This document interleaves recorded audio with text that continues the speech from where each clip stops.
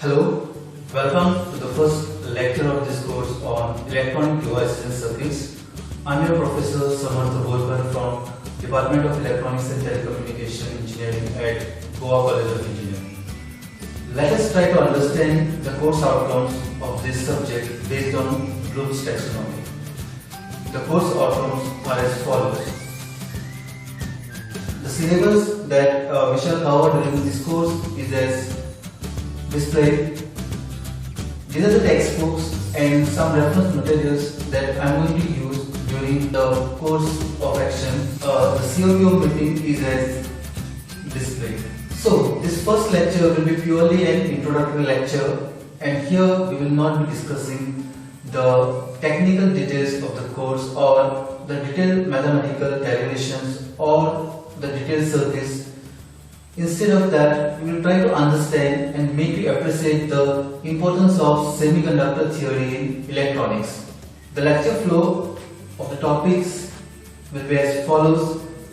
First, what is semiconductors? Second, energy redistribution amongst electrons in crystals. And finally, we are going to try to understand the concept of energy levels and bands. So, let us start with this lecture. The first question that comes to mind is why semiconductors? So the topic of discussion is energy band theory of crystals.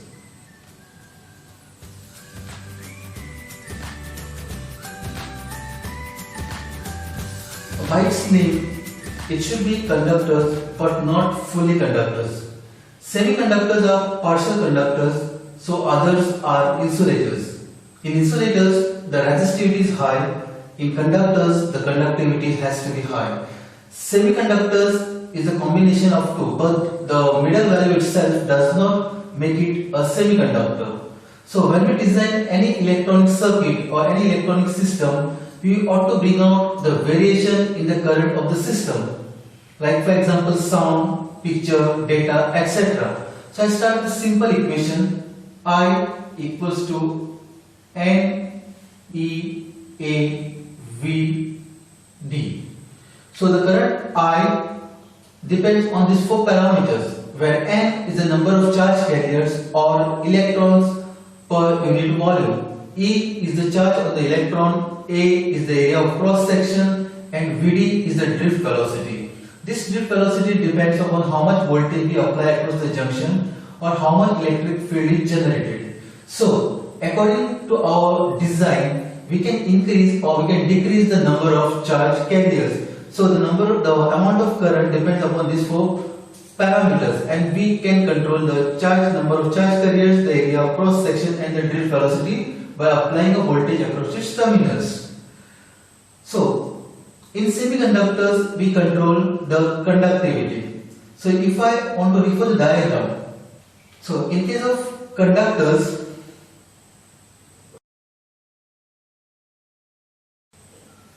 the current readily flows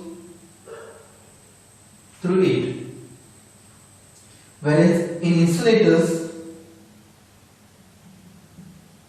the current does not flow.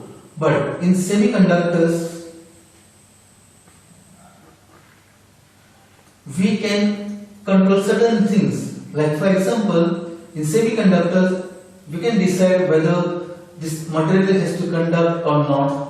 Second, we can control the magnitude of conduction, and third, the current conduction is always in one direction.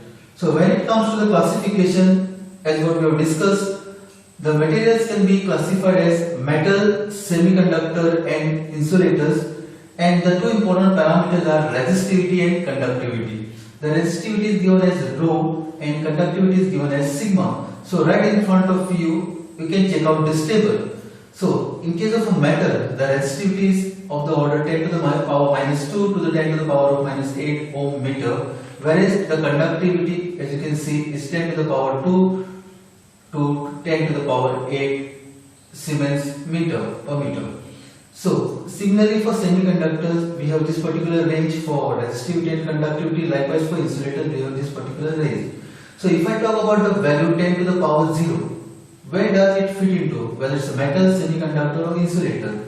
So perfectly it will fit into semiconductors because the range of semiconductor resistivity is 10 to the power minus 5 to the 10 to the power 6. So another way to classify this semiconductor is based upon, as like you can see in front of you, elements, compound semiconductors.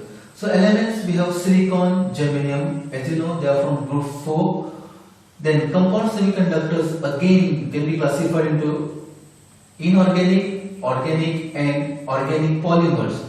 So when it comes to inorganic, we have gallium arsenide, indium phosphide and gallium phosphide.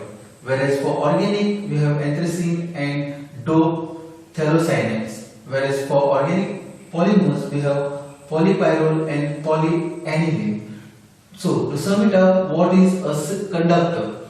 The term conductor is used for any material that will support a generous flow of charge when the voltage is applied across its terminal. So this is the case. Whereas in semiconductor, it is a material that has conductivity but less than semiconductor, and moreover we can control this conductivity.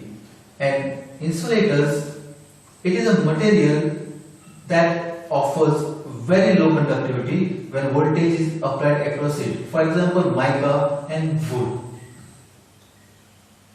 Next, we are going to try to understand the structure of atom, and it is best understood by energy levels. So the next topic is energy levels of electrons.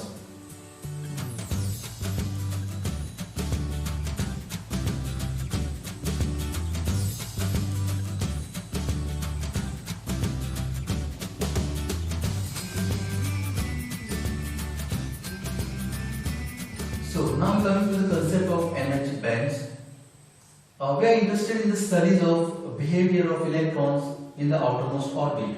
So if I talk about the silicon has atomic number 14. So right in the center, we are going to have a nucleus, silicon, and as I said, like the atomic number of silicon is 14. So we are going to have certain orbits here.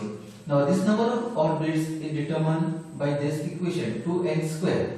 So if I replace n equals to 1, then it corresponds to the first orbit. So if I take n equals to 1, and if I substitute in this equation, what I get is 2. So we can have at most 2 electrons in the first orbit. Next, the second orbit. Here, let us mark it as n equals to 2. So if I replace n equals to 2 here, what I get is a value 8.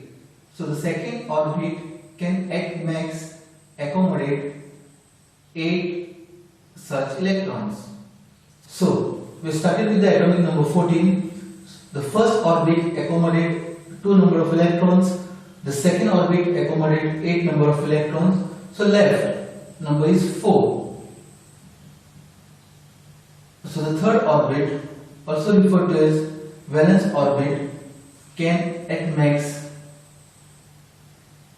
take up n equals to 3, 9, 18. But in this case, we just left out with 4 electrons. So our outermost orbit will have 4 electrons. So in semiconductor physics, we are actually interested in the studies of behavior of electrons in this outermost orbit.